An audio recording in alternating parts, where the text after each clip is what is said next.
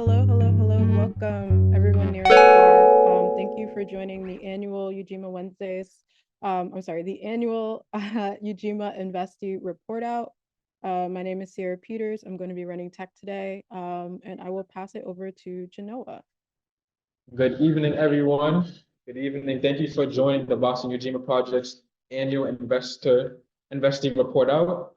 We are super excited to have you all here with us tonight. During this event, we are really trying to highlight and provide space for our portfolio businesses. So definitely shout out to Sarah Co-op, Dorchester Food Co-op, Urbane Cafe, Kush Groove Clothing LLC, Comfort Kitchen, Cupcake Therapy, The Pearl, and Baystate Banner.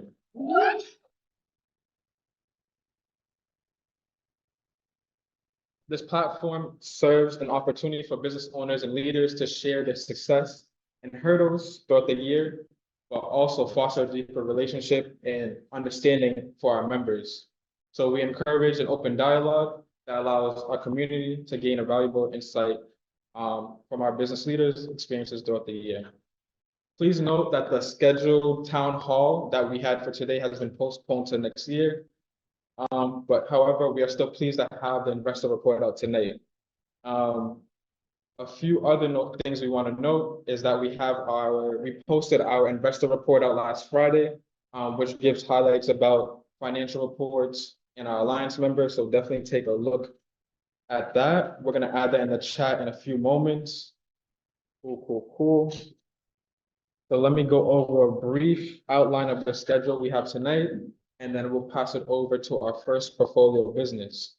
So the night's gonna pretty much go, we're gonna have each business give a highlight and some accomplishments and a few financial keys from Q3 for around 8 to 10 minutes.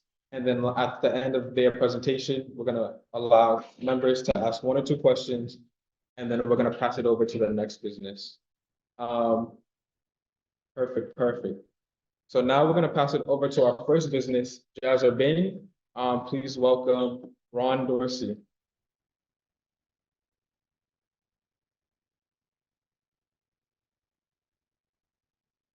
Thank you, everybody. We'll just get the presentation set up real quickly.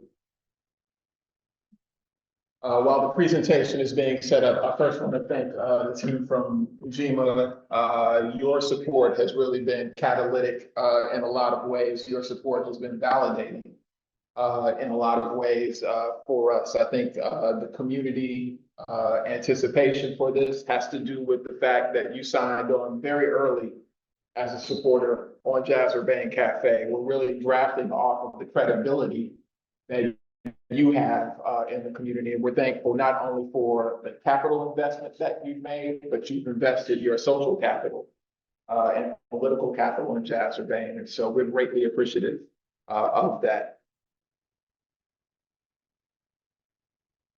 We're almost set here, so these are a little slow. No problem.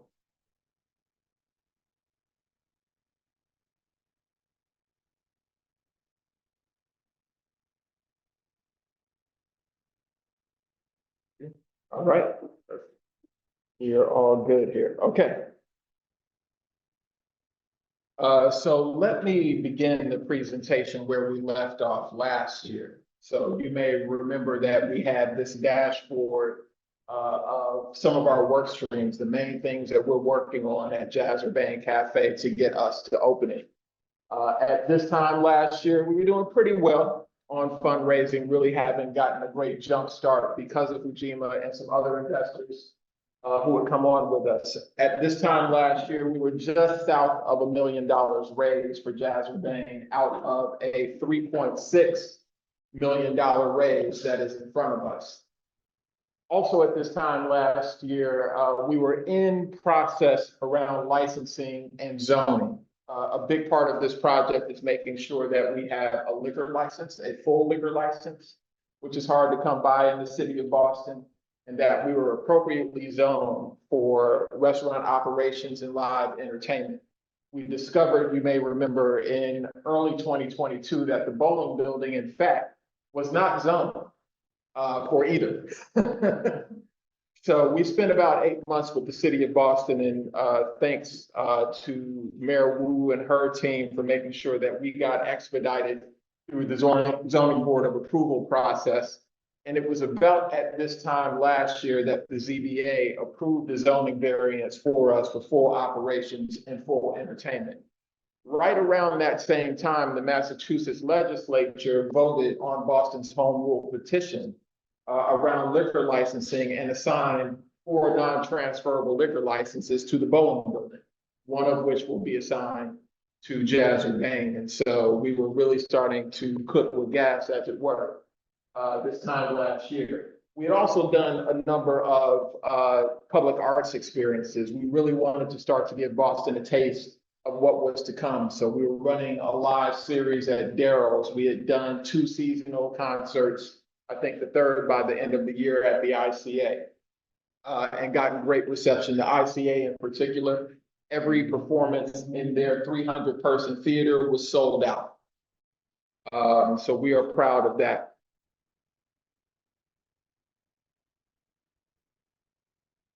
We were starting to get a lot of press and media, especially as the licensing and the zoning thing was happening. The media was picking up on it. Eater was picking up on it. Jazz Urbane is coming. Jazz Urbane is coming. Yes, they were right. And so we were happy for the bump in media. And then as far as space design and construction, we were really at a point where we had done a lot of the architectural work for the space design, but still had to do construction documents. So I want to flash us forward to the middle of the year in 2023, both to show you the progress that's been made, but maybe to underscore the point. And Sharonda, you probably experienced this as well. This is not a linear journey. And so this is how the dashboard looked in June of 2023. We were doing a little bit better on fundraising, and I'll give you detail on that in a minute. Licensing and zoning still about the same place that it was at the end of 2022. By June, we had done another sold out concert at the ICA. Press and social media had died down a little bit because we weren't coming as quickly as we or others thought we might have been coming. And space design and construction was slow. We actually hit kind of a snag with the city of Boston on some technicalities in our lease that really delayed us from starting until we worked that through with the city of Boston. So we just bided our time, stayed on the fundraising trail, made sure that we kept planning for the next phases of our work. So now let's flash forward to where we are in December 2023. Again, I'll say a little bit more about where we are in fundraising and licensing and zoning. What I want to say about the JUC experiences, you saw arts experience in the previous dashboards, but what you will see is that we've not only done more experimentation with the arts experiences, but we finally put a little food on the table for people to start testing menu concepts as well. And so I will talk about that. Space design and construction, we are kind of back on track, having worked out our lease technicality with the city, and I will say more about where we are there. So let me give you a few highlights. So first of all, I mentioned to you that at this time last year, we were at just south of $1 million raised. We are at $2.1 million raised right now.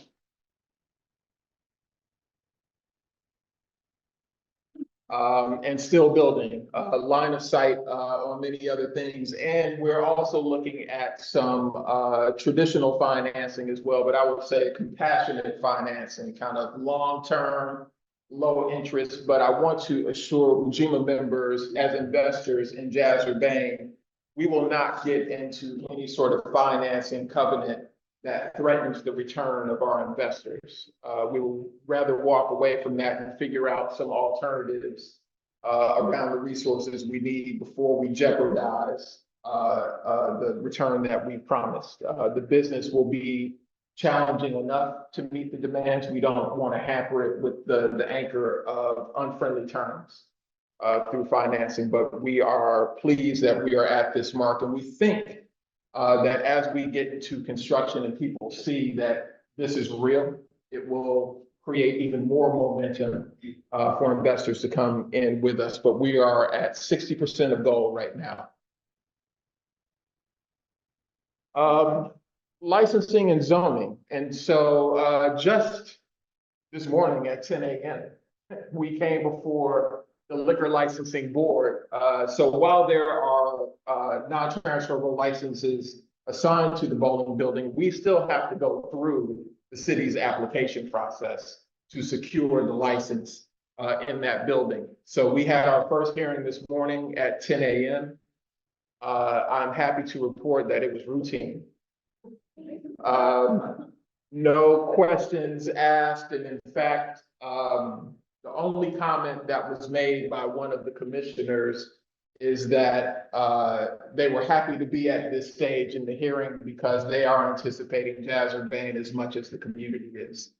So that was a great approval from them. We will, in mid-January, have our first entertainment licensing hearing.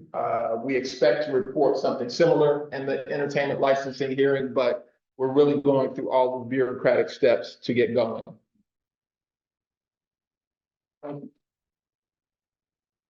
And so here, we further expanded our arts outreach this year. A couple of pictures that you'll see here at the top, the sold out, the women of jazz, and the big picture here on the right are all from our ICA performances, our sold out ICA performances in 2023.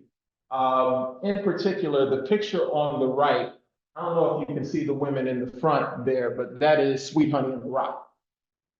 Sweet Honey in the Rock performed with us for our first two-night engagement at the ICA. We sold out consecutive nights for the first time. So 600 people over 2 nights to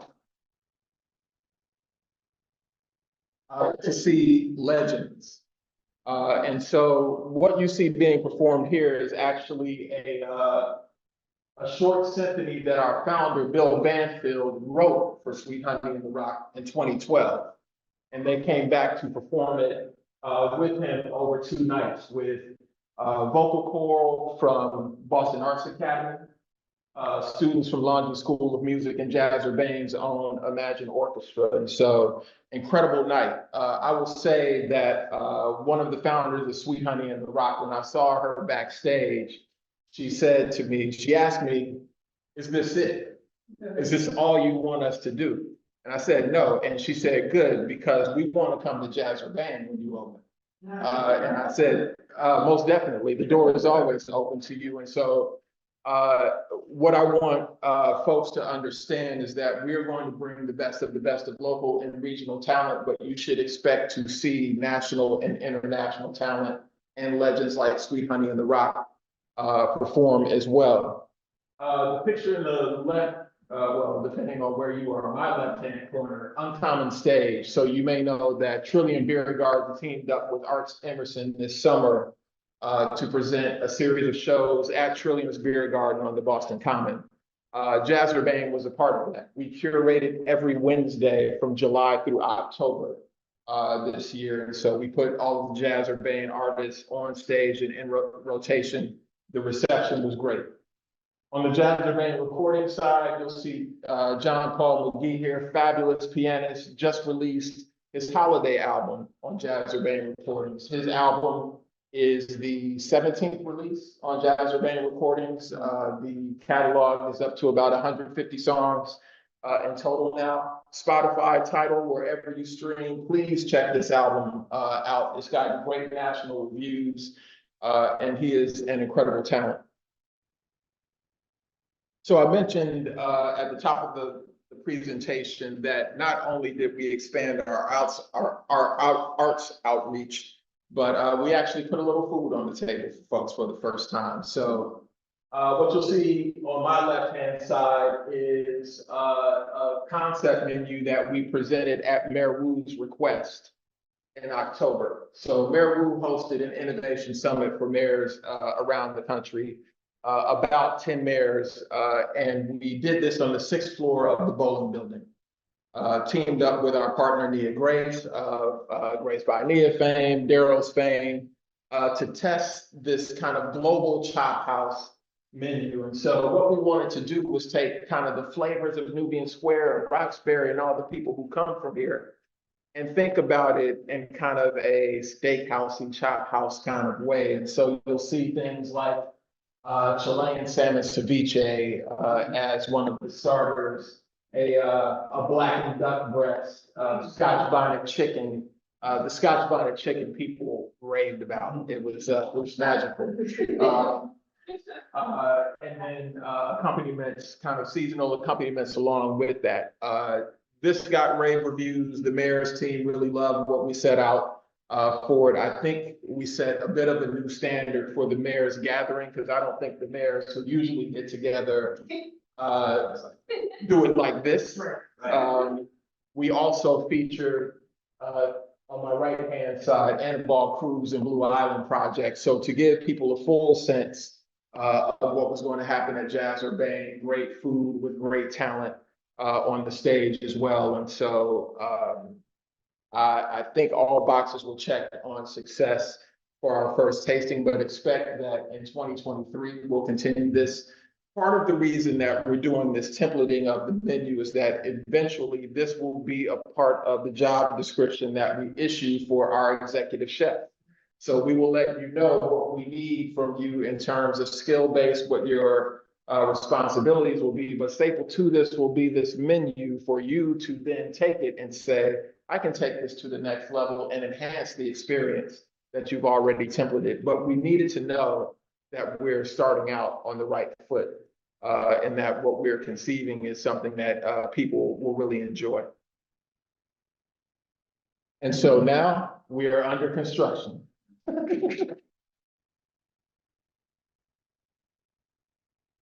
So about a week ago, we started demolition in the Jazz Urbane space just up the street at Bowling. We're doing a little bit of light demo right now ahead of the holidays, but probably towards the end of January, we will really dive into the heavy lifting of that work. And so you'll start to see the space transform over time. We think we have probably 6 to 8 months of construction ahead of us. So we're looking at, we're aiming for an opening in fall of 2024.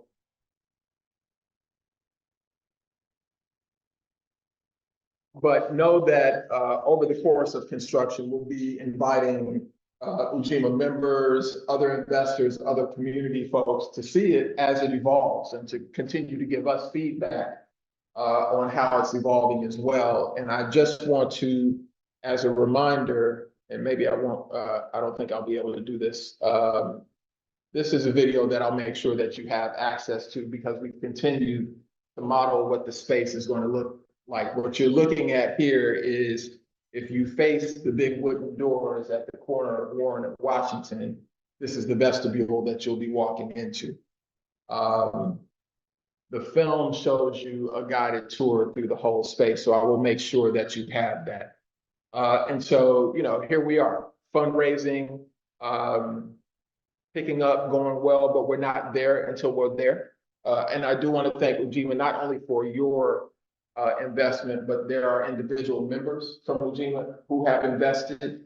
There are folks that Ujima knows and said, we love this, who've come to the investment as well. And so we are picking up steam, and you will see a lot more activity from us in the coming year. Just to give you a sense, finally, of what our critical next steps are. On construction, we're continuing to value engineer this. So we want to make sure that we come in at budget on construction, because the resources, while great by many measures, are finite. And it's a part of our responsibility to investors to make sure that we are great stewards of the resources that you've given us. And we've been very judicious to this point about how we used our resources, really preserving probably at this point somewhere in the neighborhood of about 90% of what's been invested so far. Sound isolation will be the first part of the construction that we do. We did a decibel test in the space in August. We put 100 decibels in the space. We wanted to make sure that we're good neighbors and that you couldn't hear a whole lot around us in the building. We went up to the school committee room and it was still 65 decibels up there. So I know that Jerry Robinson is not going to be happy about that. So we want to make sure that we get that as close to zero as possible. So that would be a big first step in construction. We're going to really pick up on operations planning, refining our org charts and thinking about how things are going to work on a daily basis and refining the arts and the culinary programs as well. We'll continue fundraising, expanding our prospect list, which expands on a regular basis, and thankful for all of the folks who have helped us reach new networks for that. We will host some small groundbreaking events again so that you can see the evolution of the space, but to let people know that we're coming and to get people excited for further investment. And we are continuing to look at prospective debt options as well. But again, we will not enter into covenants that threaten our investors. And then finally, we will kind of go through the cycle of liquor and entertainment licensing, which we think should be completed around mid-2024. So with that, we think it's been a successful year, a lot of hard work under our belts, but that success doesn't happen without you. So thank you. I just want to know, this been so excited to see all of this and to go to some of these programming, like the conference stage, and then your room of thing right in front of here, that was phenomenal. Yeah. And so are you guys doing more things over the winter, or just like a notoriously hard time to do arts and cultural events in Boston? Yeah. Or expecting the spring? Probably expect more in the spring. We're already starting to plan the next ICA concert. We will be doing a couple of Laundry School of Music presentations. I don't know what the exact time of those will be. That's what's in the works right now. When we pick up for summer, we'll be back out on the common this summer, but also looking for more opportunities. I'm hoping that as we get further along in construction, we'll bring back Nubian Nights in some form. After the success of Nubian Nights, one of the things that was baked into the design of Jazz Urbane was the ability to replicate that. And so imagine if we've got a headliner in for the weekend. What I want to ask as a part of that booking contract is, if we sell out, can we broadcast part of this performance out into the square? So, you know, to my imagination, that means the square gets Esperanza Spalding. That means the square gets Jason Moran and Stokely Williams and some other folks who have said that they're going to come and join us. Perfect. Are there any comments in the chat you want to read aloud, or just curious within the chat? So people said. I'm going to rely on Genoa because he has young eyes and my glasses. No, there's no questions. Any comments? Yeah, there's comments. Yeah, there's a few comments. Yummy. Yummy. Please order with y'all. Say that again. Yummy. We can't wait to order with y'all. All right. Can't wait to have you one. There will be catering. We aren't catering yet, but there will certainly be catering. All right, thank you. Thank you. All right, thank you. Appreciate it. Genoa, can you bring them back to so I can ask a question? Oh, One more question. My question is, what events are coming up and where can we follow you online? Yes, so you can follow us a couple of places. On Instagram, we are Jazz Urbane _. We are Jazz Urbane on Facebook as well. You can also go to jazzurbanecafe.com and sign up for our newsletter. The newsletter is probably the most effective place to follow us. And again, probably the next events will be in the spring with our spring ICA concert, but certainly as more comes online, it will appear in the newsletter and on social media.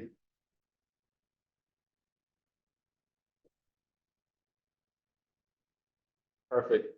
Sounds good. Thank you, Ron. All right, Again, thank you. Ron. Perfect. You want to give it up for Ron and Jazz Urbane? Perfect. So now we're gonna jump on Zoom. We're gonna have Marcus from Kush Groove, give a presentation. And yeah, let's allow Marcus to share his screen. Good evening, welcome. Thank you all for the platform to talk about our business and the investment you guys made in us. We are truly grateful. So Kush Groove Clothing, just a little bit of background. Okay, so Kush Groove Clothing, I don't know why that picture's not showing, I'm sorry. We started, my partner and I, Michael Pires and I started the clothing brand in 2011. Really with the focus on marketing towards this emerging cannabis lifestyle culture that we've seen coming. Over the last 12 years, we've had 2 retail locations, one in Mission Hill, one in Cambridge. We closed our Mission Hill location, I want to say 2 years ago last summer. We closed our Cambridge location about a year and some change ago. So we had opened that during COVID. But nonetheless, you know, we have a 12-year track record operating the brand, operating retail stores, and I'm going to give you guys an update on kind of where the progress is so far. But again, these are myself and my partner Mike are the 2 owners of Kush Groove Clothing. We're both Boston or Greater Boston based. Sons of the community. Both Michael and I grew up in Boston and Cambridge at different times. Both went to Northeastern for college. Both entrepreneurs in our own right. Mike, in addition to running our Kush Groove Clothing business and our other businesses, he also is a licensed real estate broker that he's been doing that work for about 10 years now. And I'm somewhat of a professor, non-professor at Tufts University at the Derby Entrepreneurship Center. So that's just a little bit of background on us. So I just want to kind of highlight 2 main investments we've made with the investment we received from Ujima. And I think it really shapes what we intend to do moving forward and kind of who we are as a business. So the first thing that we did is we came together with some local artists, graffiti artists, media artists, to create this piece of artwork to really help tell the story of our brand, to help activate our community, our neighborhood, West Cambridge, where we grew up at, and really highlight the artists that we've been working with over the last dozen years or so.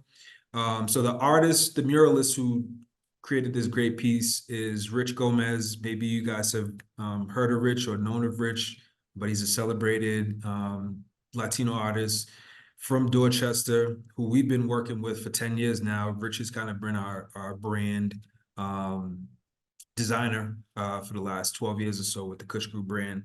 And our, I guess, logo mascot has always been this turtle. And so as we were entering this new iteration of our business and selling our retail wares out of this Cambridge location, we thought it was a good idea to embark and endeavor on this project. What I really love about this is it was, you know, through the investment resources we had access to with Ujima, it allowed us to deploy those resources, but also leverage some community partnerships. So we raised half of the $15,000 budget for the mural through the city of Cambridge's community something fund. I forgot exactly. Community Improvement Fund, I believe.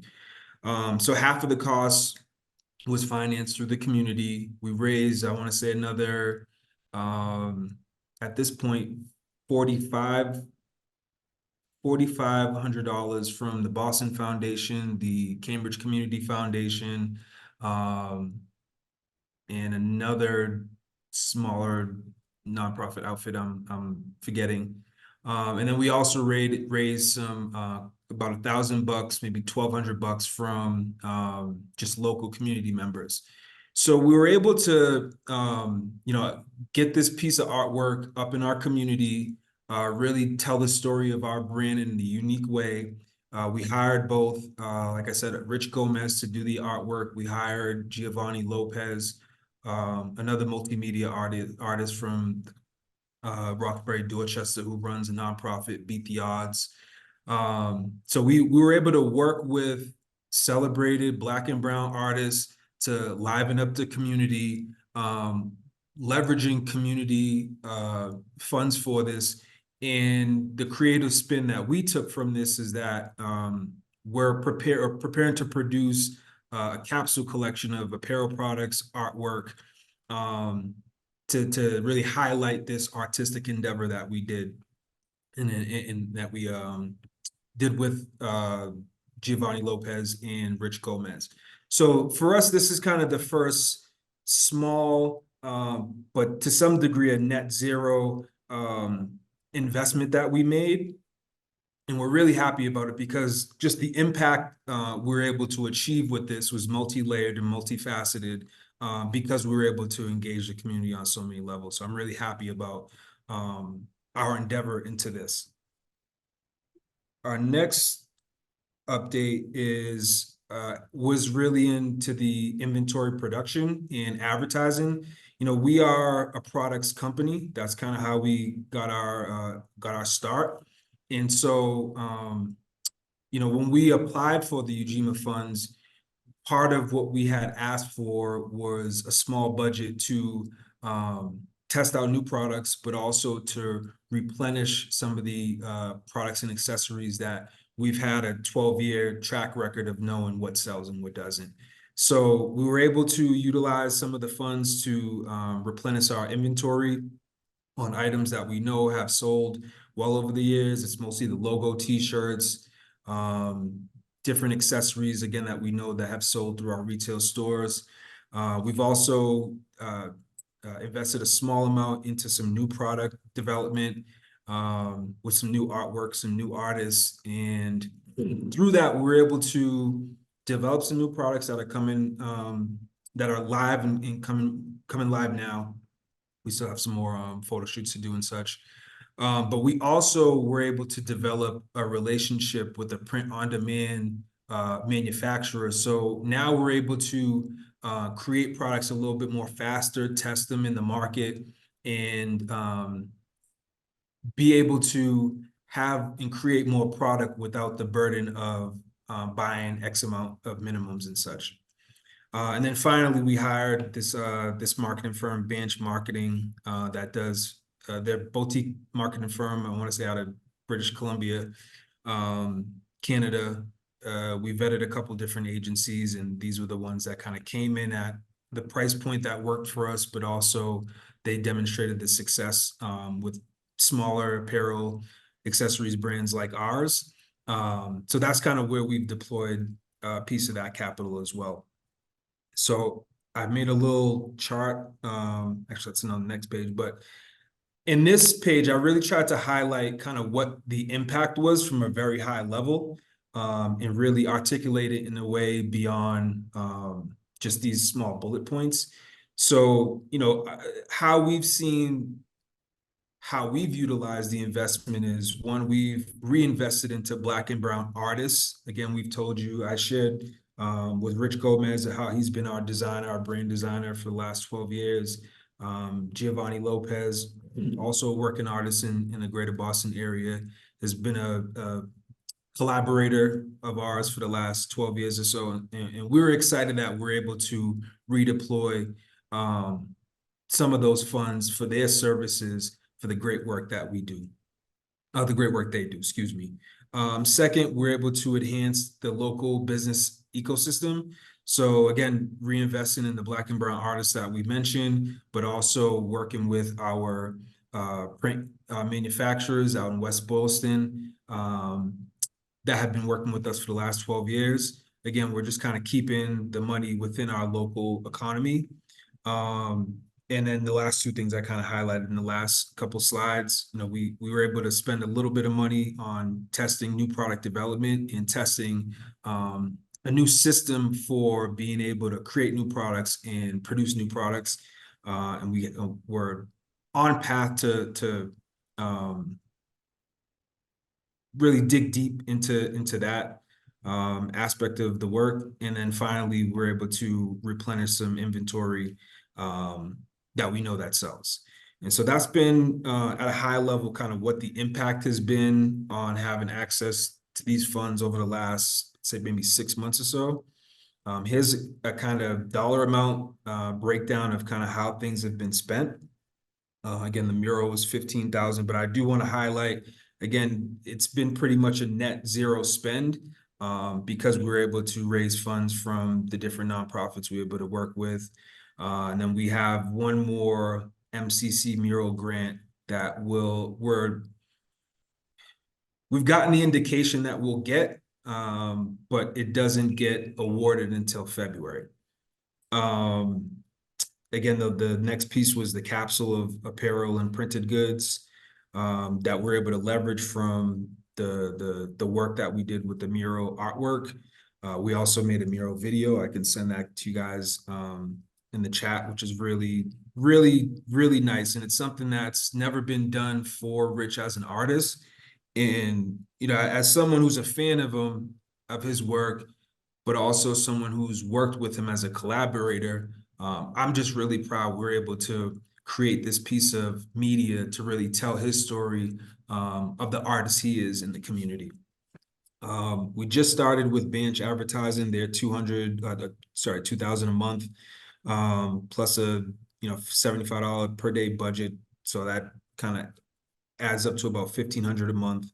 Our inventory replenishments across apparel and accessories were about 14,000. Excuse me. We've invested so far about 1,500 in new product development, artwork, samples, things of that nature. And so right now we're somewhere around 19.5 in total that has been invested so far from the 200 we were awarded. So this is the last page. Any questions, comments, feedback? Happy to answer any. But again, thank you all for your time and attention, and thank you to the Ujima team again for believing in us and investing in us. We're grateful. Okay.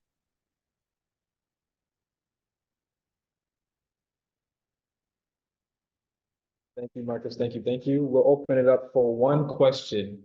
I'm just kind of tight right now. So one special question. Yeah, sorry about going overboard, y'all. No worries. We have one question from Nia. Hi, Marcus. How you doing? I'm good. I'm in the beautiful country of Colombia, y'all. Wow. We just put our investor report on Friday, and we highlighted the holiday 2023 line. Is that a separate line from the new inventory or the new art? Is there anything else you can say about the new inventory or the new art that you're starting to develop? So we have a couple things. So I'm gonna put the website in the chat. We have a couple of items that were kind of in that $1,500 test items budget. It's like the Groovy t-shirt, the Groovy, the I can't even think of all of them. Top of my head. There's like a handful of them. Those were the new ones that we tested. We literally just got another, I guess, part of that test order in the shop yesterday. So we have to do some inventorying of those products. We have to get them on the website. We have to do some photo shoots. So there's a little bit of a process until we get this next wave of products that we just produced up. But there are about 5 to 7 products that were new tested that are up on the kushgrooveclothing.com website right now. Thank you.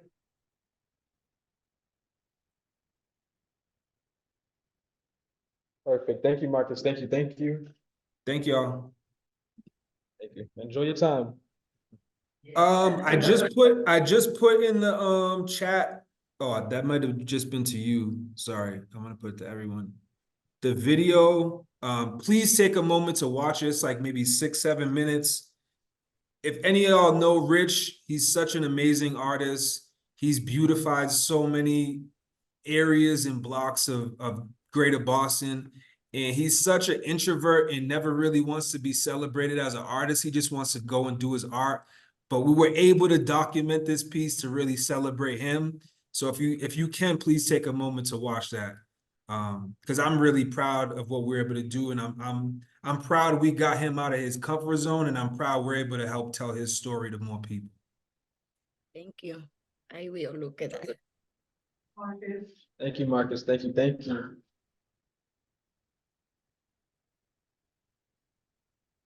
Just a few things before we move on. Because time is kind of tight, we're gonna definitely let you all know the presenters, 5 minutes and then 1 minute in the chat.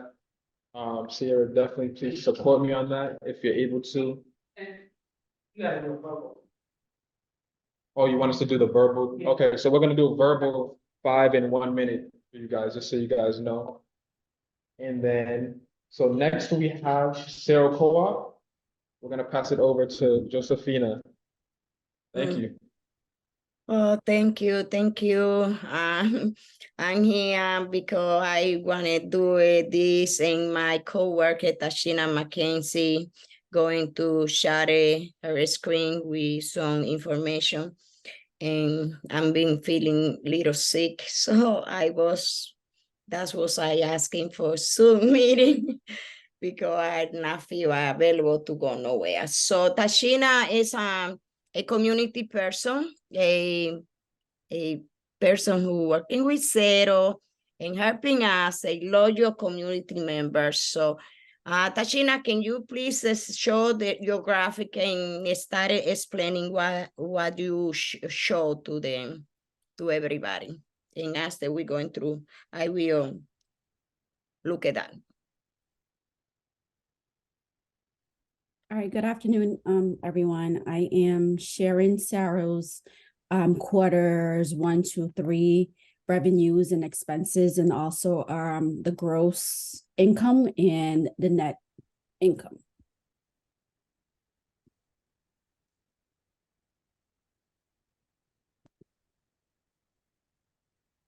What we have there, Tashina? This the first page is the revenue for quarters 1, 2, 3 for 2023. Okay. Keep going. Okay. The second slide is our expenses for quarters 1, 2, 3. The third slide is the gross profits. And the fourth slide is the net profits.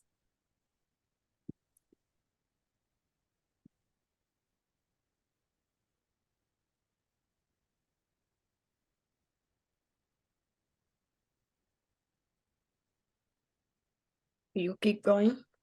Sure. Okay, so over the past year, Sarah has, we've been able to, raise revenue by adding more services and decrease debt as the revenues were raised to the first 3 quarters.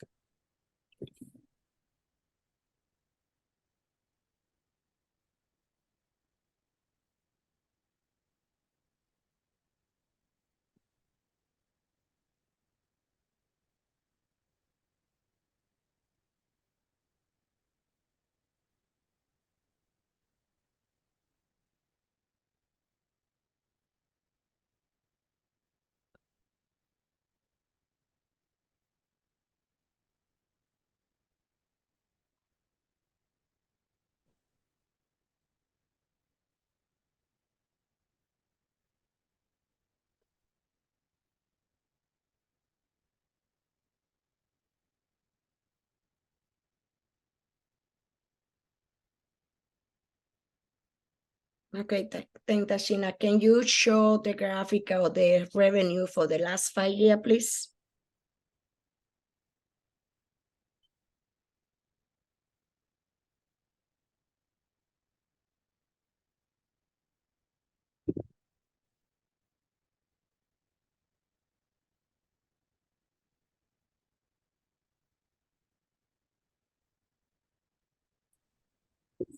So these are the revenues for the last 5 years. We're going to start from 23 versus 2022. And as I scroll down each year, you can see how the revenue for Sarah has increased.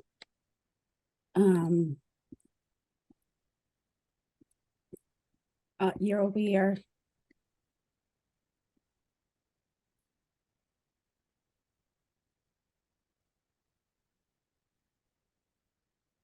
Thank you, Tashina. Thank you. Like everybody know, we went for the last few years, we have a big drama in Seno, but finally we are in the position that the employed, like Tashina is zero employee, she is a person from our community, and she working in the financial. And she is not zero member, but she is in the path to be zero member, and she taking this responsibility to come here and show the financial progress that we've been doing in the last 2 years. So that's the way that we've been working. So engage the workers in the job, in the decision, because we are co-op. We don't have a CEO in Zero. We don't have a general manager. This is discontinued. Now we have a team coordinator and people working together and came together to make the decision. And that is made us to be available, have each person idea and input to and move forward. We made a lot of change, like we looking for we reduce our costs in some area 50%. For example, we had to provide clean barrel to our customer, and clean material is expensive. So we reduce this cost and getting a new vendor. We reduced the cost of the biogas that was a huge expensive for 50% too. We reduced the cost of tipping because before we have a one side where we tipping. Now we have a different side to decide which one. We have one farm where we collect food for the animal and we deliver, and we don't have to pay these people 5 cents. So we made all this improving, and Okay, 5 minutes. So 5 minutes, just so you know. Thank you. In the employee area, the culture or the working in Zero have a lot of change where the people is more conscious that we pay ourselves. The service that we provided is the service that bring the revenue to everybody have a paycheck. And that is working, and we have a loyal people and people who are taking the job very serious and doing the best they can. So that is helping Zero to move forward. For the coming year, one issue that we have is that we have a B account that is in with the college, Northeast University and Boston University. And when this university going to vacation, the revenue will then going down, and that is reflecting in our revenue. This is a business that going back. Some customer leaving, some shut down, someone leave the state. So it's a ongoing process all the time. Some customer leaving and getting new customer, and this is the process that this is working. For this coming year, and it's important to say that in the last 2 years, Zero doesn't incur in any death, and we don't want any more death, because we found out that getting death was compromising very serious the financial autonomy of Zero. and we don't want it that the working feel that they not available to make the decision because they have some financial responsibility with somebody. For this coming year, we are working very hard to increase the revenue, and because we are very concerned to provide a medical cover for zero employing. We have a people who have been working with zero for years, and they keep working with us, say they don't have a medical cover. And we are trying to see how we can get the less expensive medical cover somehow, so we can provide this service to all our loyal employed. They've been working hard and give everything to zero. We appreciate Ujima. Ujima is an organization that gives zero the opportunity to entrust to us, believe in us. Thank you very much, Ujima community, because in the last 2 years, we suffered a lot of pain, a lot of humiliation, a lot of everything. But that's given us the strength to move forward and do the job. So we are very happy with all the support that we have from Ujima. We have been working, that's something I had to let you know, that we've been working with ICA. This organization is amazing. They give us a lot of working, a lot of financial analysis, a lot of technical assistance, and we have a very good research, and they be very helpful.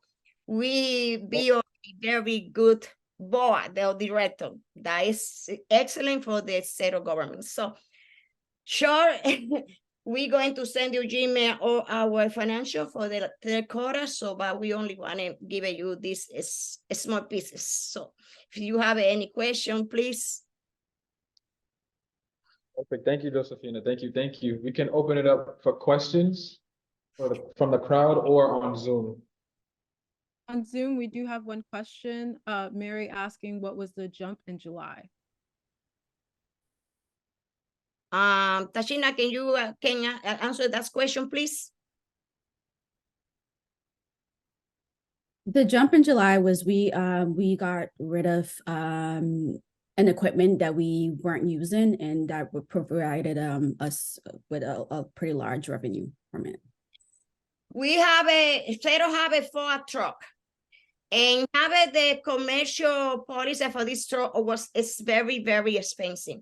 And we have one small vehicle that was used maybe one time in the week or twice in the week, because the way the vehicle was designed, it was useful for what the customer that we have it. And we decided that we go and get it out of this vehicle to invest in our vehicle. So we get out of the vehicle and we put it all our 3 vehicle, give it the vehicle, all the maining, all the tithing and everything, and made the vehicle good to be in the road.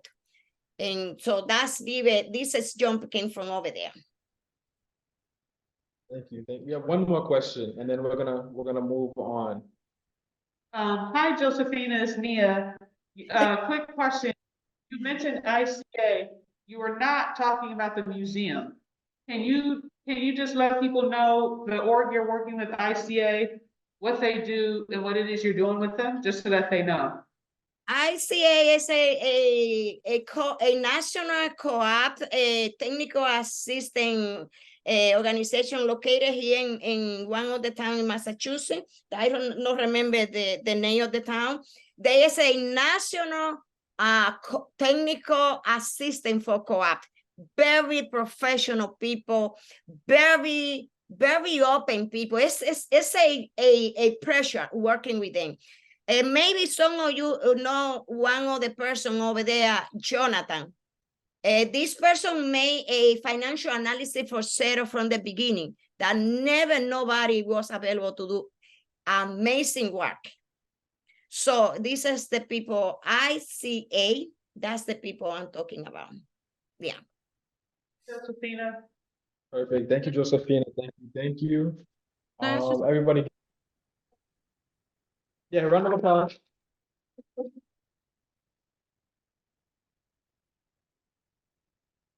Sarah, did you want to say something? I think I heard you. I just wanted to ask, how can we support Sarah? That That's a good question. Going to our website, leave your idea or whatever. If you know anybody who wanna do business with us, as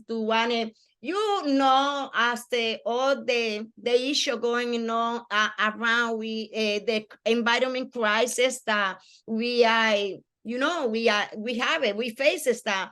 A lot of people are very, very concerning.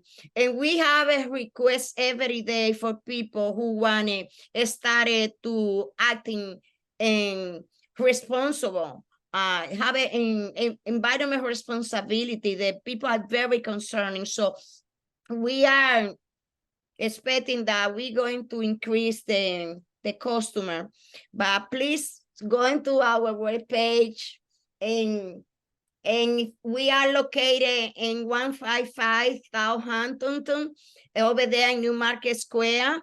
Any day that anybody or you want to come to our store and meet the team, see the driver, see this Jazz Zeros belong to Dorchester community. So go over there and know what you have in Dorchester, and be over there. The door are open for any of you. Thank you. Thank you, Josephina. Thank you. All right, one announcement before we pass it over to Sharonda and Cupcake Therapy. For anyone that is joining the member teams, there's gonna be a breakout room. So definitely be on the lookout for that so you can join the other meeting room. And if you have any questions about that, please add in the chat. Let's now welcome Sharonda and Cupcake Therapy.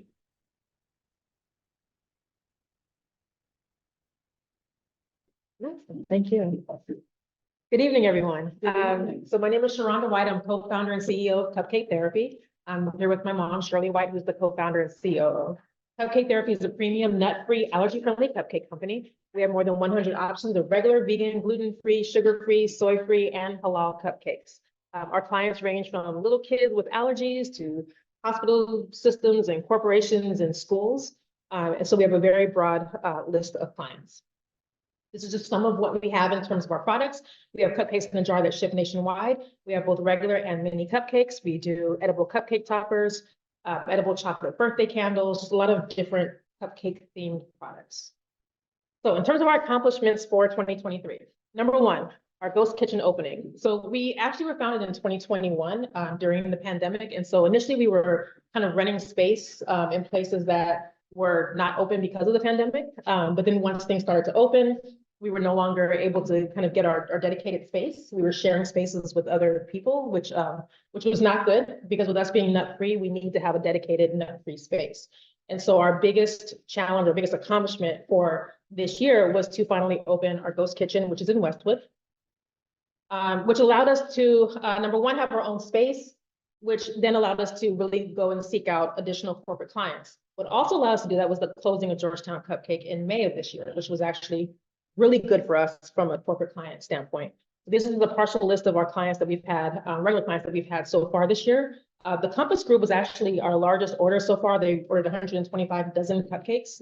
And so we're hoping that we continue to, that's just one of their orders. We hope that they continue to order from us. They're one of the largest food service companies in the country. And so we've had several other clients as well. Let's see, so that's additional corporate clients. The other was additional press. We had some really good press this year. That's been very helpful in terms of getting both corporate and individual customers. Trying to go fast. And then the next thing was, as we prepare for the next phase of the company, we entered the Cultivate Small Business Program, which is, perfect, thank you, through Santander and Commonwealth Kitchen. This program was very instrumental in helping us to kind of decide what our next steps are, and then also how we get there. We didn't want to just apply for funding and say, yeah, we've got, let's open a storefront. We wanted to really look at what our strengths are, what our weaknesses are, where do we go from here, what do we need to do, who do we need to hire in terms of getting in the right people. And so the Cultivate Small Business Program really helped us to do that, helped us to look at whether we want to do things like wholesale, go into stores or grocery stores, or how we want to really have our business look as we move forward. We also received a $2,500 grant from them. And then finally, securing the $210,000 loan from the BOSTON UJIMA Fund. I know Ron had mentioned earlier not wanting to get the wrong type of financing. That was something that was really important to us as well. We wanted not just to go and get a loan, but to have a partner and to have an organization that believes in us and is able to really help us as we move forward. Challenges, the ghost kitchen opening, that was a challenge. You know, there's so many things. This is not my background. I do not have a background in food. We don't know what we're doing. We just like to bake and it's fun, and then it turns into a business. So the ghost kitchen opening was a challenge in the sense that, you know, we didn't know things like if you're ordering a gas convection oven, you can just get one from a store. If you're ordering electric, which we did, it takes about 3 months. And so we're thinking we sign a lease in December, we can move in, we get our equipment and we're good to go. No, it took several months just to get the oven. And then from there, it was finding the right electrician, because you think you can just hire someone and they come in and they set it up. No, not all of them know what they're doing. So it took a lot of time to actually get the ghost kitchen up and running. So that was one of the biggest challenges. The other, of course, was the cost of it. It was around $35,000 between the equipment that we needed and the extra supplies. We didn't want to borrow money and do a long-term loan. And so we paid it off quickly. It took a lot of really just buckling down and making sure that we were just throwing away all of our money into paying that off, because we didn't want to go into the storefront not having that debt. We wanted to only have the Ujima loan, and that was it.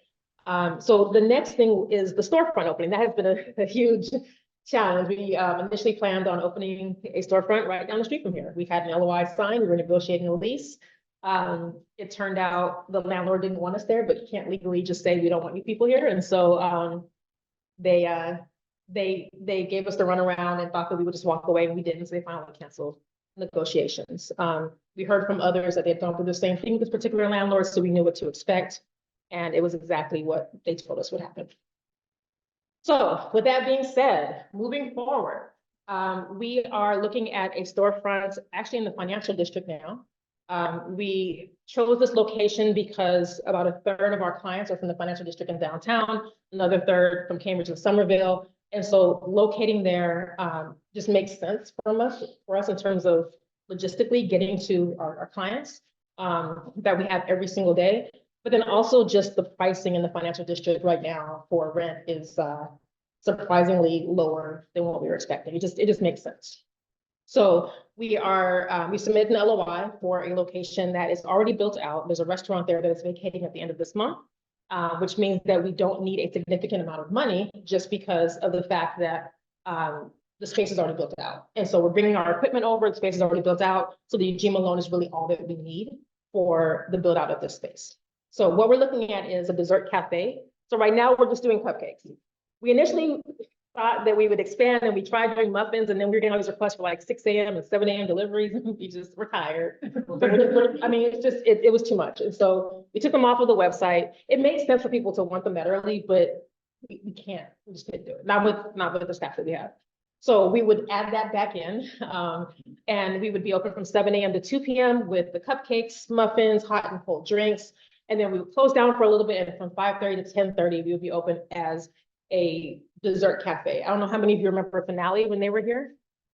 We're bringing that concept back. There's nothing here like it. You know, when you look in Atlanta, you see Cafe Intermezzo, and you know, other places have that, and we don't have that here in Boston. And so we want to bring it back, and we want to do it right. And so premium desserts, hot and cold drinks, 5 different flavors of hot chocolate, loose leaf teas, coffee, wine, all of the things.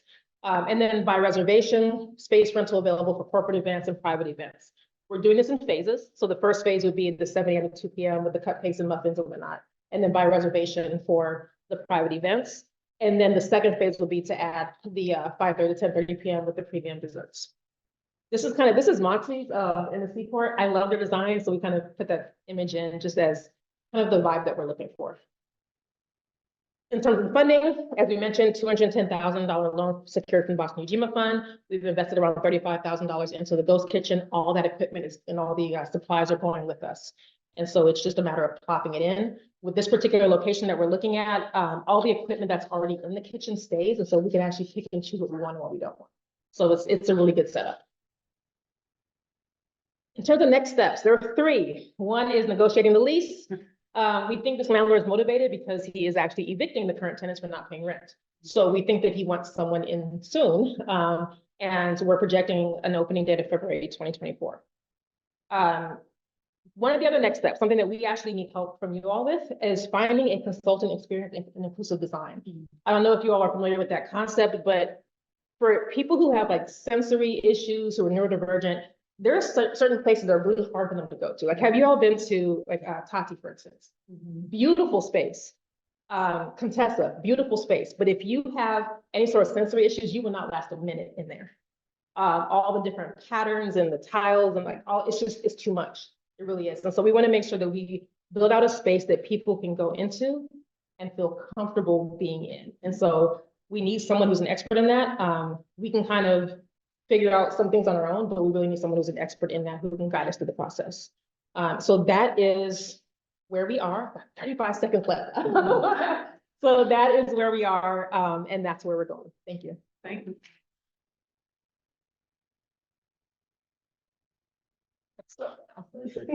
Thank you, Sharonda. Thank you. Now we're gonna open it up for questions. Let's keep it to one this time, please. Is there anything? Okay, perfect. We're gonna move along, and I'm gonna pass it over to Bipala for Comfort Kitchen. Welcome, Bipala. Good evening, everyone. Thank you for this time. I do not have fancy slides, so it's going to be me and my mouth. So please ask me questions. I will update you on our recent happenings in Comfort Kitchen. We started in January 25th of this year, so it will almost be a year in about a couple months. So we are in month 10 and a half. So far, we've been blessed with being in media and getting a lot of recognition and accolades. Recently, we were America's top 50 restaurant. We were the only one listed in Massachusetts, and also best new restaurant via Eat Boston and a few other publications. So it's been a good year for us for our first year. We started with 22 staff. We are close to 30 in about 11 months, half of which are full-time and are people that live in Dorchester, Roxbury and surrounding area, and the other half lives in East Boston.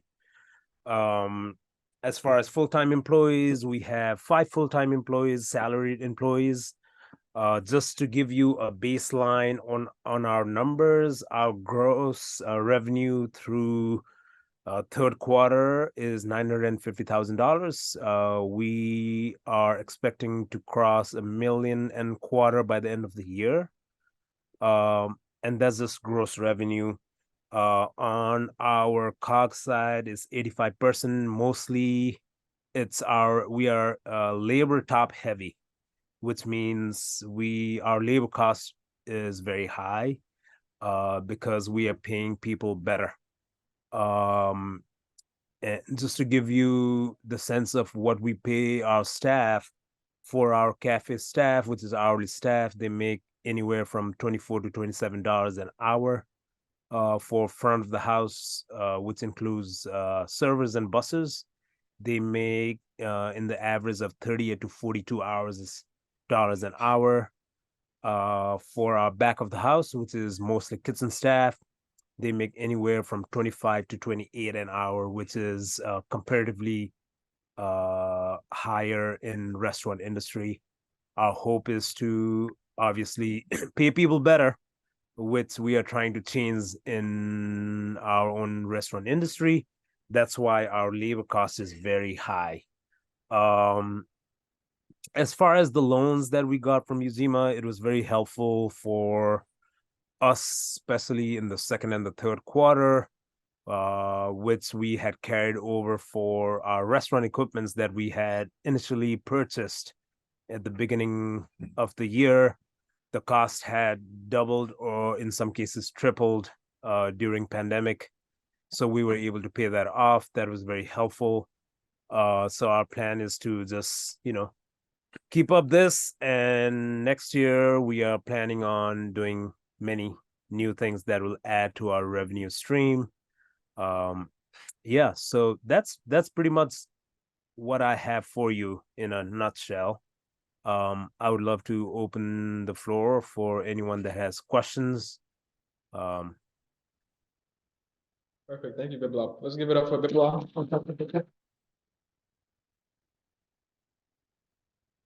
Sounds good. We can open it up for a few questions. Anyone in the chat first? Let's check the chat if there's any questions. Or in the room. Sierra, can you really quickly make an announcement about the holiday boxes we're getting from Comfort Kitchen? Sierra. Sierra, are you there? I can do it if Sierra is not around. Thank you. Sorry, what was it? Can you make an announcement about the holiday boxes we're getting from Comfort Kitchen for Ujima voters? Oh, absolutely, for sure.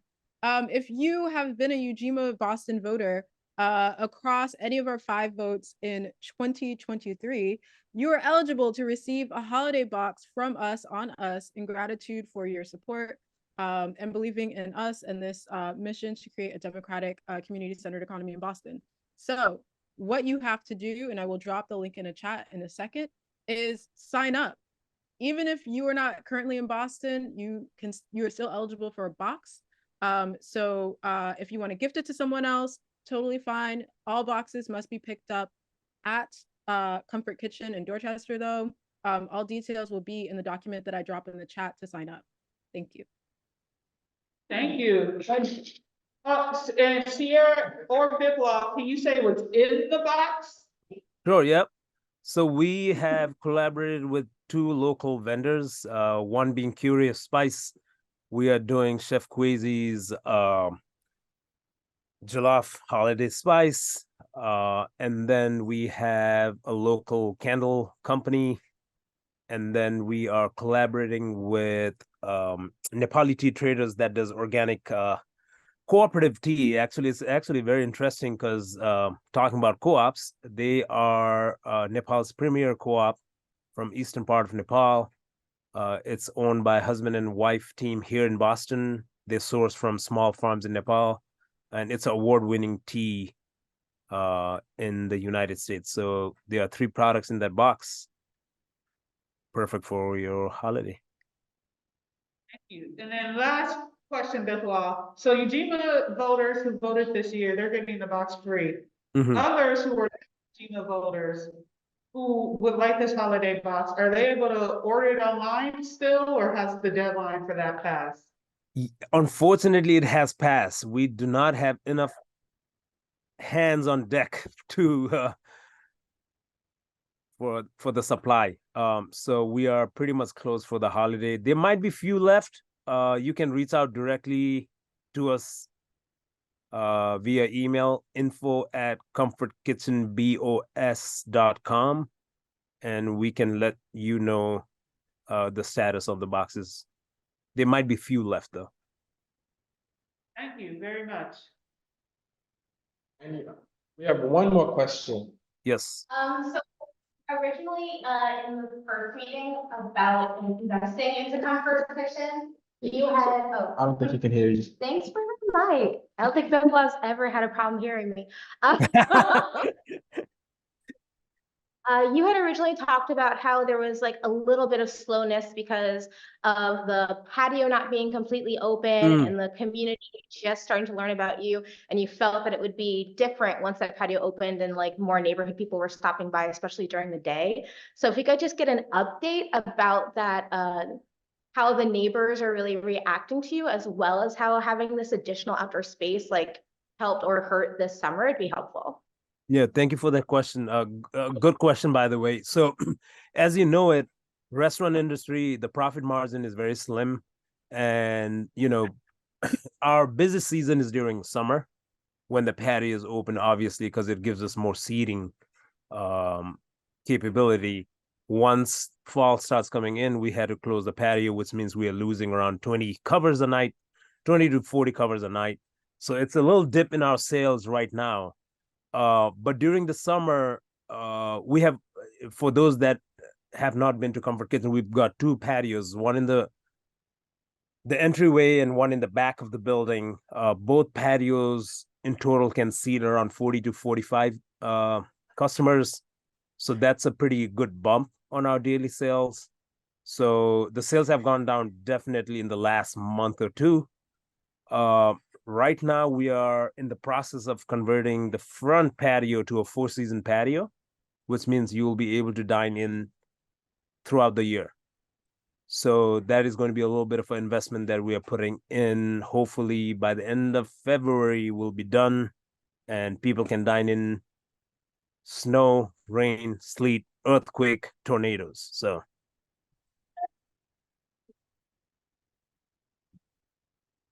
Thank you, Bipla. That is time. Thank you, Bipla. Yeah, so another round of applause for Bipla. Thank you. Okay, now we're gonna move forward. We have two more presentations left. And the next one is The Pearl by Luther. So thank you.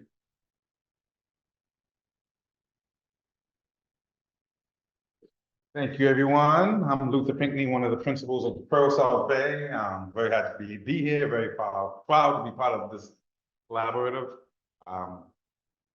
Couple of things. Revenue, we're on pace for 1.7 million this year. We feel confident. Good if we can keep some of it.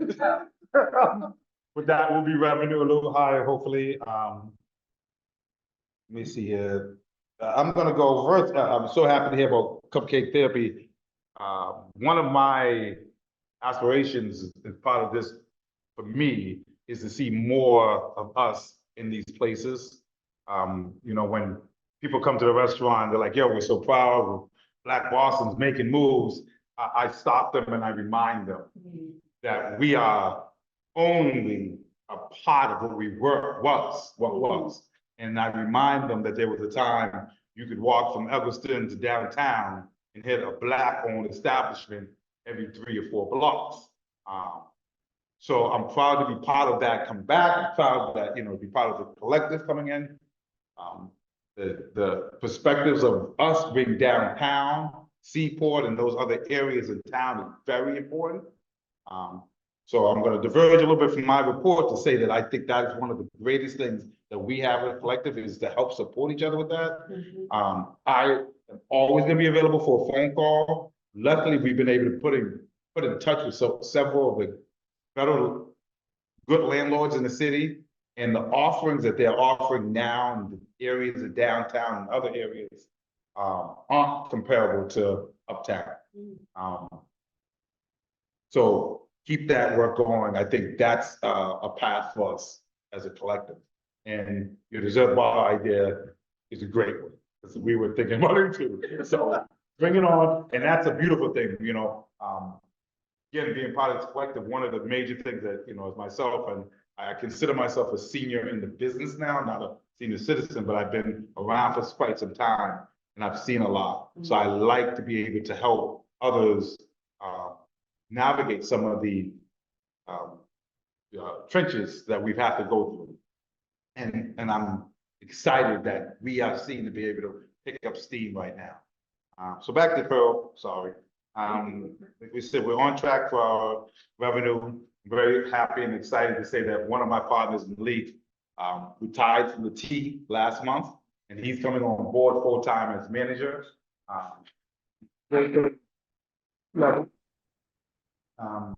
So we're expanding our management team with the ownership team, which allows us a little bit more depth and a little bit more strength. We have broken ground on our second location in Boston Landing. Signage is up and the ground is literally dug up, put underlayment, all the plumbing and all those things, conduits. And hopefully tomorrow, it may have been today, tomorrow we get our final approval to get the floor put down, and then we can start really building up. So we're very excited about that. We're still looking for spring of 2024 to open early summer, worst case scenario. If people don't know about that location, it's a great part of town. It's under great development. We strategically looked for different locations than the seaport or downtown originally for our second location.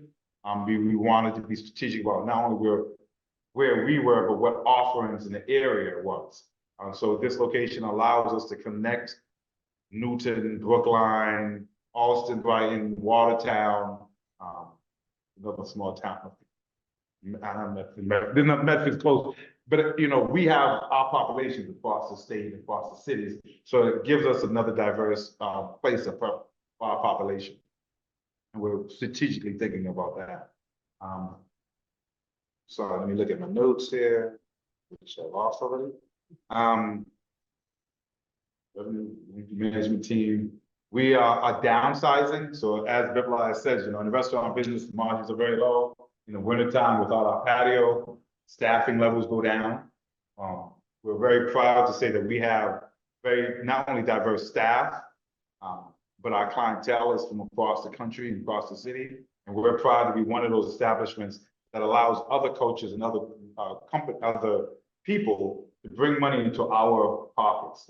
And then we can help lengthen the time that money stays in our community, because all of our staff look like us, some of our vendors, as much as possible, look like us. And it's really about trying to keep those dollars in our circles as long as possible. That's the number one of our goals. So obviously accepting money from other coaches and other peoples is really important.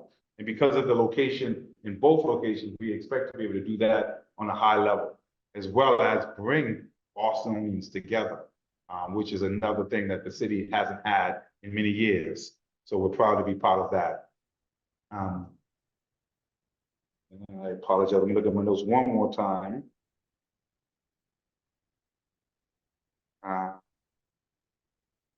Yes. So what keeps me up at night isn't necessarily a problem, but it's a challenge for us all. We want more people like us in this industry. It's a big goal of my partners and I to bring up the next several generations into this industry. I was able to have great mentors, and I want to be that. So the one thing that we look for, and we are looking for our community to do, is to continuously spread the word and let other people that look like us know this is an industry we can excel in. And then we're looking to bring in as many people as possible that look like us under our wing to kind of help and push out. So we're excited to hear about other ventures in the city. We're thrilled to be a part of it in any way possible. We still look at ourselves as one of the meeting grounds for all of us. And it's an honor to have, this past Sunday, we're 2 years in, so now it's that time to really kind of lock in, change some things, make sure it's right. And to have 5 senior citizens come in after church on Sunday, not without a reservation, but they heard it's a Black restaurant, they want to celebrate with us. They're here because, in this particular case, one of the ladies' husbands who passed away, that would be honored at church that Sunday. She got her food together and they came by.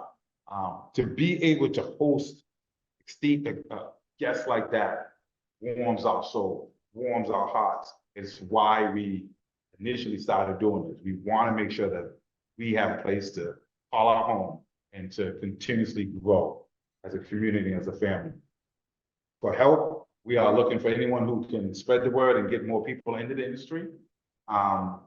We also are looking to just increase revenue anytime possible. So we have a lunch that is not very busy, and we're looking to do as much as we can for holiday parties, office parties, catering, and things like that. And we're starting to work on that.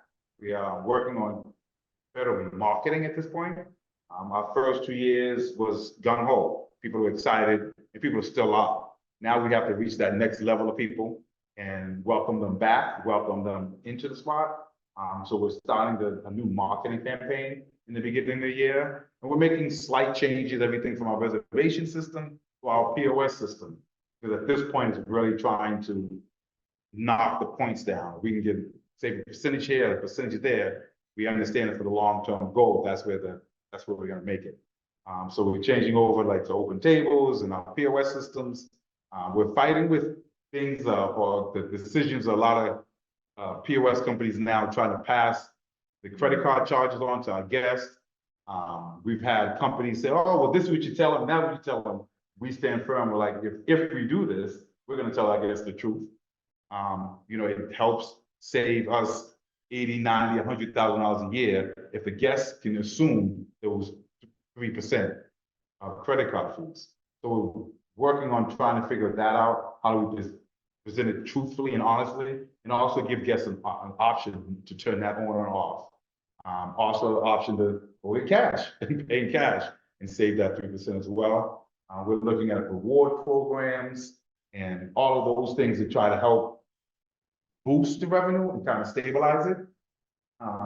And the marketing. So that's where those are things that keep us thinking at night. But we're very grateful to be in the space that we're in. We're very grateful to be amongst the community. You know, we are all Roxbury's, grew up in the neighborhood, and to be able to, we had a gentleman in today, he was a liquor rep, and he said, how much of the clientele are your friends?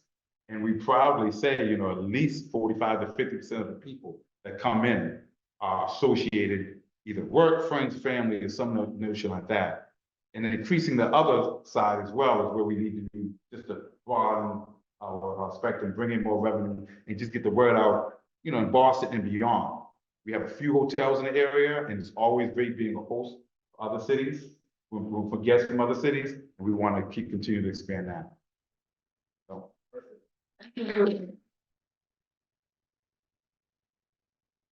So sorry, my one question. Yo, got one question. Do we have any questions in the chat? Let me check real quick.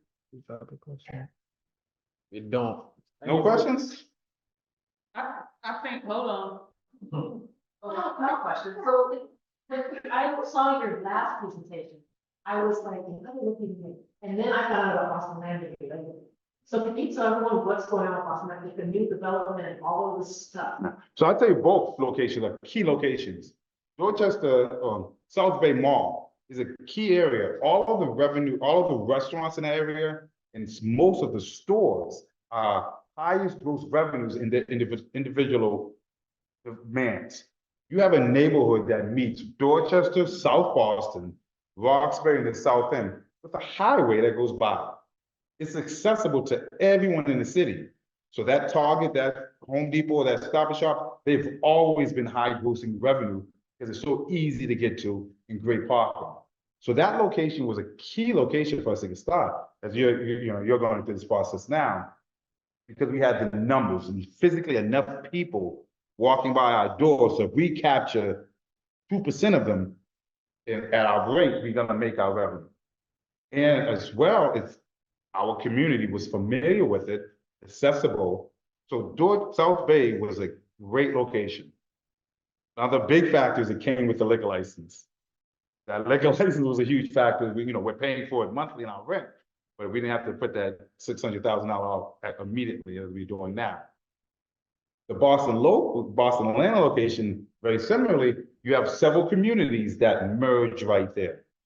On top of that, the landlord, who is a little controversial in our world, Jim Davies, the founder of New Balance, has put a lot of personal money into developing. This is part of his legacy.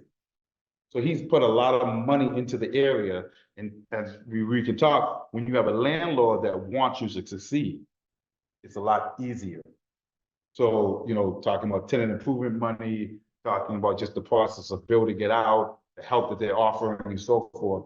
The location, the tenant, the landlord is, as you well advised, is very, very important. And they knew how to handle and do business. Whereas without badmouthing anyone in our direct community here, because our first location was right across the street that we looked at, and we couldn't make the deal happen because the landlord just wasn't familiar with how to make a good deal happen.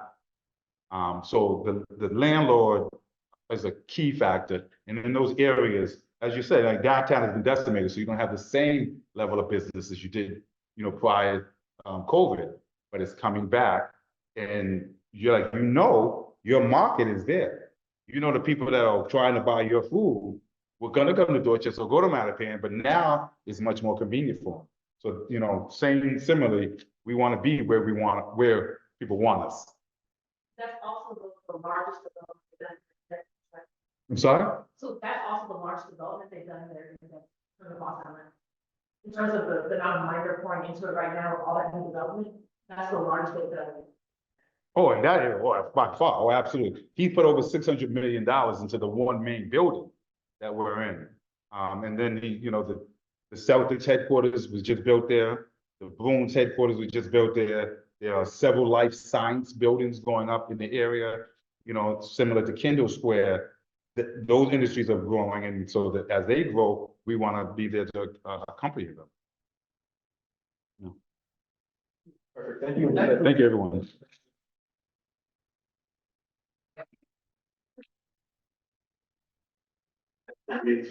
Perfect. We have one more presentation. This is Baystate Banner. So I'll welcome Andre and Ron. Thank you, guys. So thank you so much, Ujima. We're very happy to be here tonight and to talk to you about the investment that was made. Ujima committed to taking care of the final investment of the purchase of the Baystate Banner. Andre and I were able to purchase the Baystate Banner from Mel Miller. In March of this year, the very first day of March, I spent 27 years at CBS Television, shooting, editing, and fighting for news stories about our community.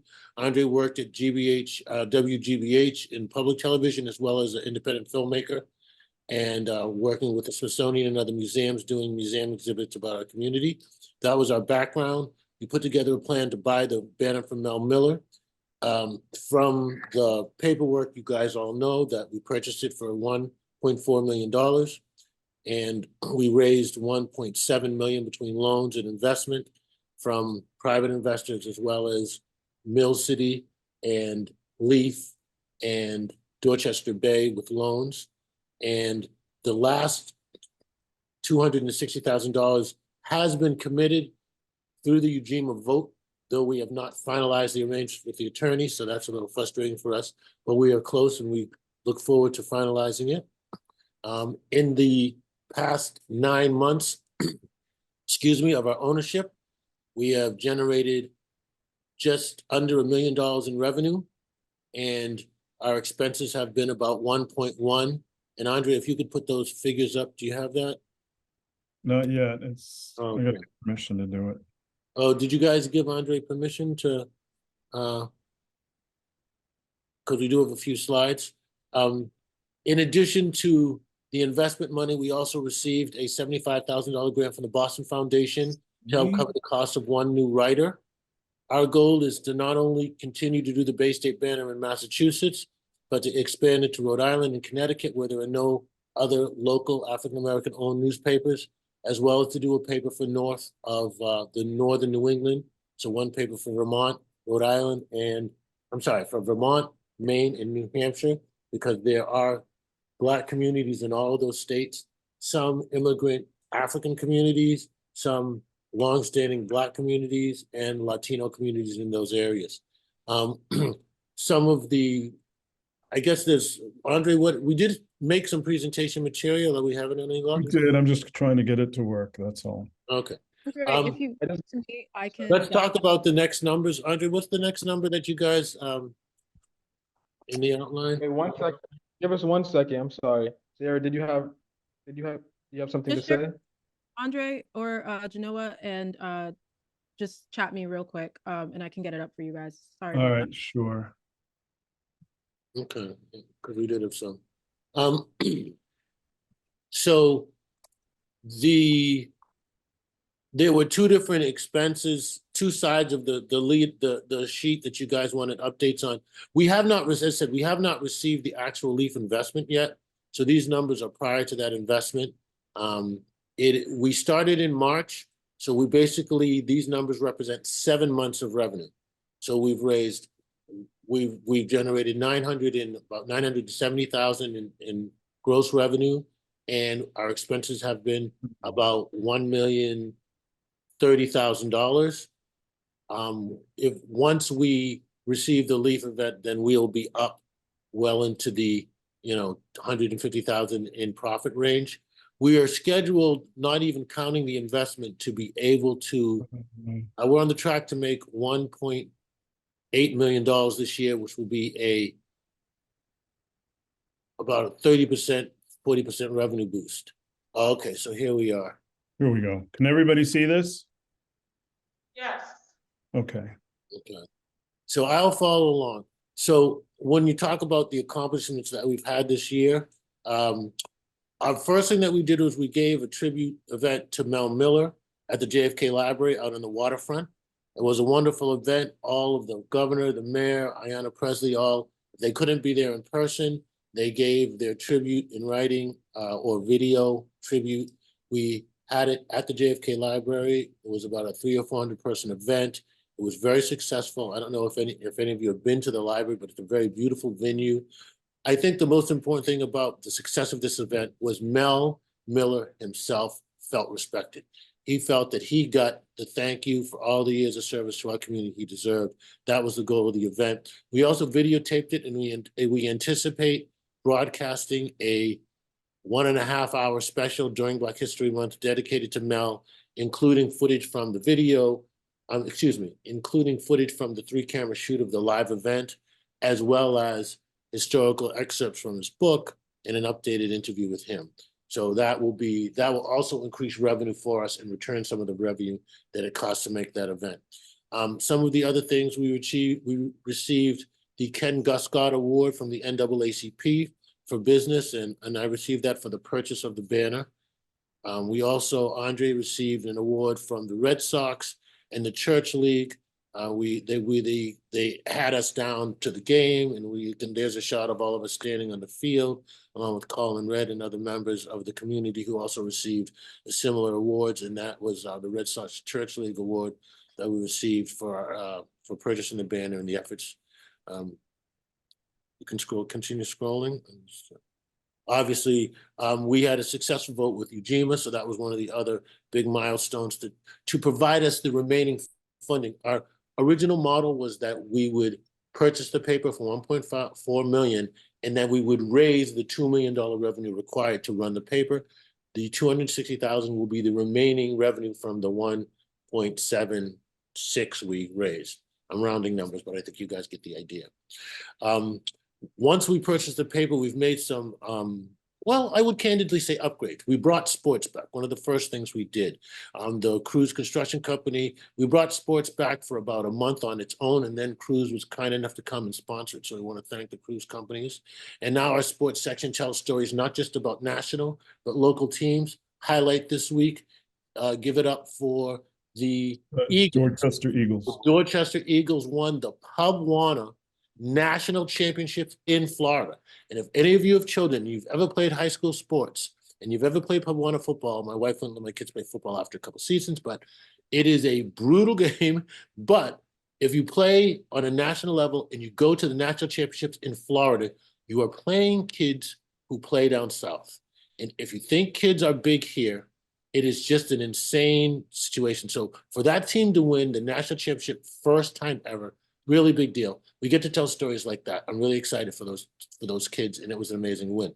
One of the other things that we did in the banner was created the art gallery. I personally have known Paul Goodnight for a long time, one of the best relationships I've ever had the pleasure of having. And as I purchased the paper, we talked to Paul about what we could do to further African-American art in our community. We came up with the full-page art gallery. So every single paper, we have a full-page art gallery. Paul Goodnight did the first 4 interviews. He interviewed other prominent artists like Limergy Frazier and other folks who are top national Black artists who come from Boston. And we put a full write-up in the paper. We put the interview. We put the interview video online to be viewed, and we put it, and there's a virtual art gallery. You go to the website, there's a virtual art gallery you can click on, and you can see at least 10 pieces of that artist's work. We have at least 10 artists who have interviewed and done interviews with our virtual art gallery, and all of the artists online. And One other thing that happened just before we go on about the art gallery is Paul explained to me that if you purchase African American art online and you go to the African American art gallery, it is white owned. So we created a purchase portal, and many of the artists who have been in our art gallery and some who haven't been in the art gallery yet licensed with us and worked with us, and we have a license to sell their art. So right now on the BaystateBanner.com, you can buy original limited edition G clay prints, which are the kind that Paul Goodnight sells. You can buy Paul Goodnight, you can buy Lamerty Frazier, you can buy Hakeem Raqib, you can buy 7, 8 other artists, you can buy, we're getting ready to add Rob Stowe, which is graphic novels type art. So if you want to buy something for your relatives on Christmas, buy them a limited edition print from the Baystate Banner. That money goes to the artist. We get a small portion, but the majority of it goes to the artist. We are an official art gallery. We have the same licensing agreement. So if you went to an art gallery on Newby Street and you bought a Paul Goodnight print, you would pay the same price there as you pay on our website. It's all uniform. That was one of the best things that we did as well. Early on, first thing we did moving forward is that we created the Baystate Banner, the Baystate Banner Black Business Directory. We licensed from a woman who was the director of libraries in Cambridge. She had created a Black Business Directory, and when COVID came, it went dormant. She hadn't kept up. We purchased it from her. We revamped it. We went in and culled the listing, so we have added as many businesses as we can, and we created an online portal where everybody can go at no charge and register your business. This is not an advertising Black Business Directory. It is free to put your business on the directory. You go directly to our website, you put your information in, we check to make sure you're legitimately Black owned. Every week it gets screened and the new ones are added. You can add your logo.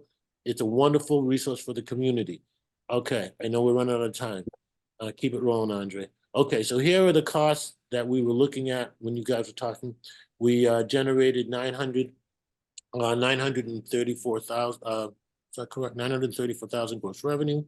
Our expenses for 1,030,000, and then we have the COG, the cost, the cost below and above the line. But I think we can move on from that, Andre. I want to make sure there's time for questions. What keeps me up at night? Well, we've been through the Eugene. Excuse me. What keeps us up at night? Thank you. What keeps us up at night? Sorry, I was reading. Thank you for the correction, Andre. One thing that keeps us up at night is that we've been going through the Ujima process for a long time, and we look forward to that process completing this year. I think the other thing that keeps me up at night is being able to create the relationships that we need so we can stabilize our revenue on a big scale. We pretty much have increased the cost to make the product that Mel made by, I don't know, 80% minimum, because who we're servicing, we increased our physical printing from 22,000 a week. Now we're up to 27,000 a week. We have, the art gallery, the sports section, the website where you can go and sign up for jobs and loans and, making that website an interactive community resource. So we've added all these things and we have a greater expense. So the thing that keeps me up at night is being able to make the relationships with the major funders in this city that keep fundamental resources for our community alive. Like, for instance, the TDX company, we have a good relationship. We've got a working relationship with the Red Sox now. We're working, with the Celtics in the NBA. We've been working over the past couple of months to build a relationship. Those are the anchor corporations that can fund you at a level that can keep you alive. We've worked with the Museum of Fine Arts. They sponsored our art gallery for the first month, but they really didn't offer us much more than a couple grand sponsorship revenue and couldn't keep it consistent. So, we're working with the ICA and all these other museums to hopefully sponsor these types of, resources we're providing to the community. We've also had a meeting and we're working with Channel 5 to work on a broadcast component. One of the original designs of our business model is to do a weekly Black news. And we received a grant. We just found out today, Andre, or yesterday? Well, we've got to keep it under wraps until the beginning. I'm sorry. I can't speak about that. Let me talk about what we are going to do, and we'll talk about the funding later. I retract that statement. I did not say that. There's an embargo on that information. I apologize. But one of the experiences that I had as part of the new process of owning the Banner was to go to the Boston Globe. And candidly, the Boston Globe has not always been best friend of the Banner. But in my trip to the Globe as part of the Massachusetts Publishers Association meeting, I got a chance to see their TV studio. The Boston Globe is owned by the same people who own the Red Sox. They also own NESN, and they have a daily newscast that comes out of the Boston Globe on NESN at 5 o'clock. And watching that and seeing the equipment, and understanding our business model was to do a weekly newscast. We have decided that we are going to begin in this coming year to stream a weekly newscast that will, at the very least, stream on our website. We're weekly, not daily, so we'll do one a week, and it will be a visual version of the Baystate Banner paper. So we'll talk about the top stories of the week, and we'll stream it.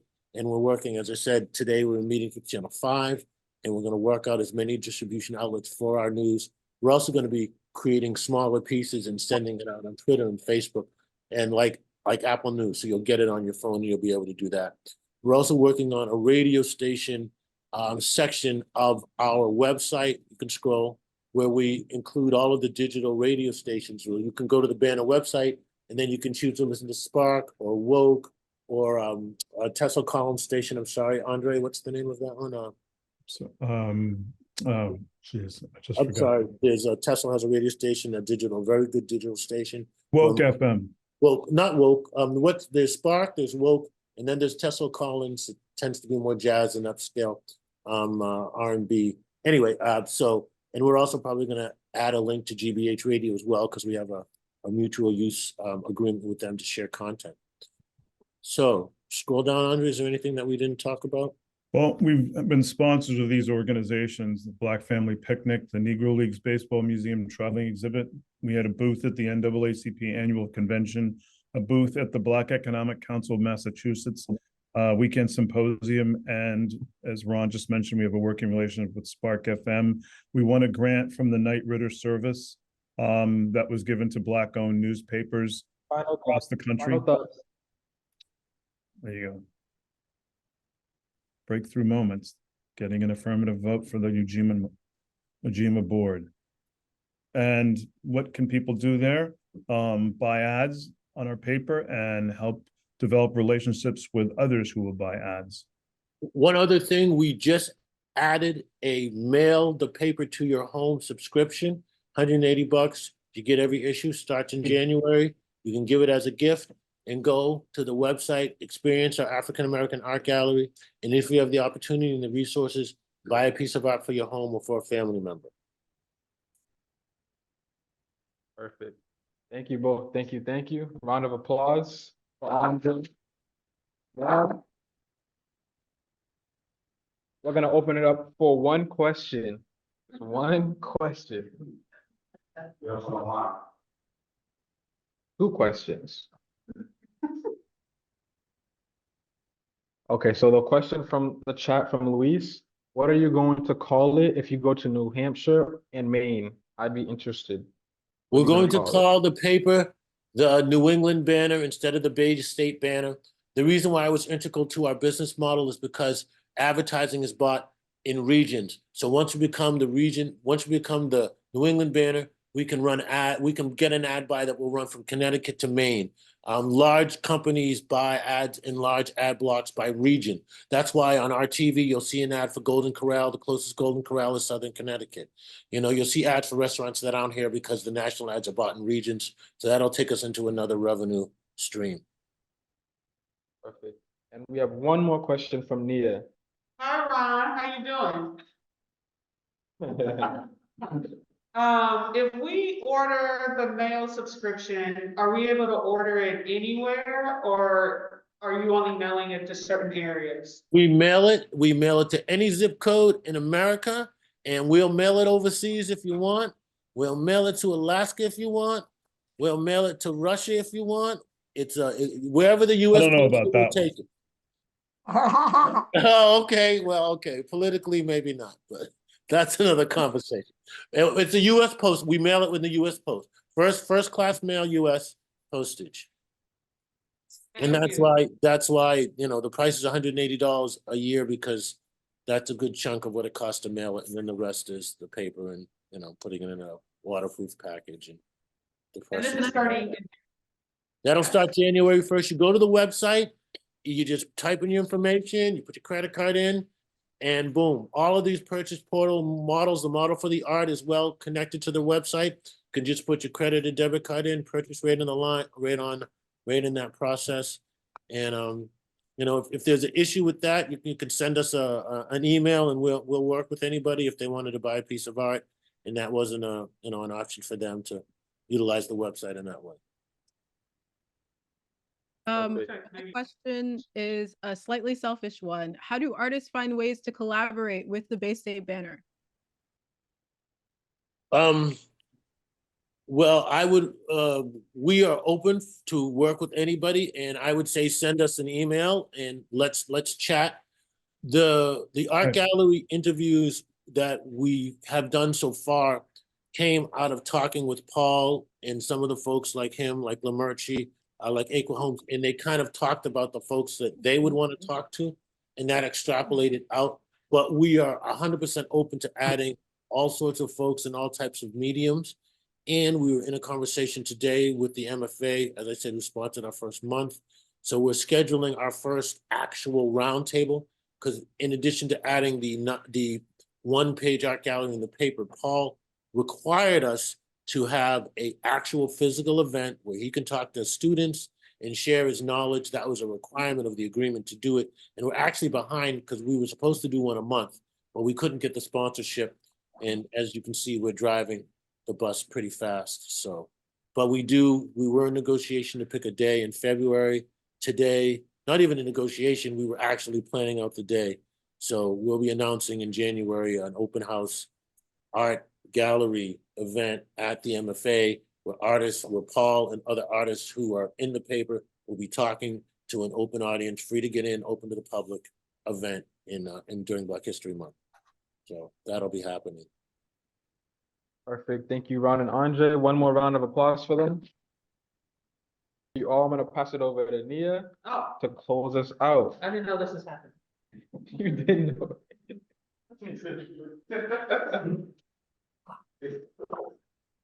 Okay, I am closing us out. I don't really have anything to say. Thank you for coming.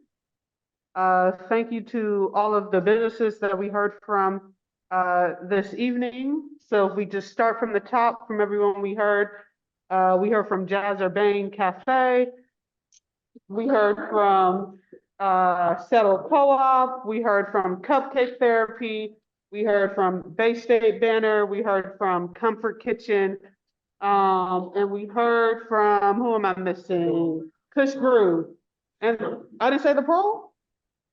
Okay, and we heard from the Pearl. So once again, want to give a round of applause to all of our portfolio officers. It's very exciting to hear the updates. I want to repeat something that we said in our investor report that we sent out on Friday. And we said that our portfolio showcases both the creativity and the dauntlessness of the businesses in our communities. And I really want to highlight those last two pieces. I think we are seeing determination, passion, love, strength embodied in all of the business owners that we are lucky enough to be in community with and to be in solidarity with and to be in relationship with. So please do take note of the different ways that we can be supportive. Please check out our investor report that we sent out on Friday. So in our investor reports, we take care to show updates for all of our portfolio companies, show what's new. We link into their websites so that's easy to find them, and we try to let you know what the latest is so that you can stay updated. With that said, we'll adjourn this Investee report out. Thank you very much. Happy holidays. Happy holidays. Bye, y'all.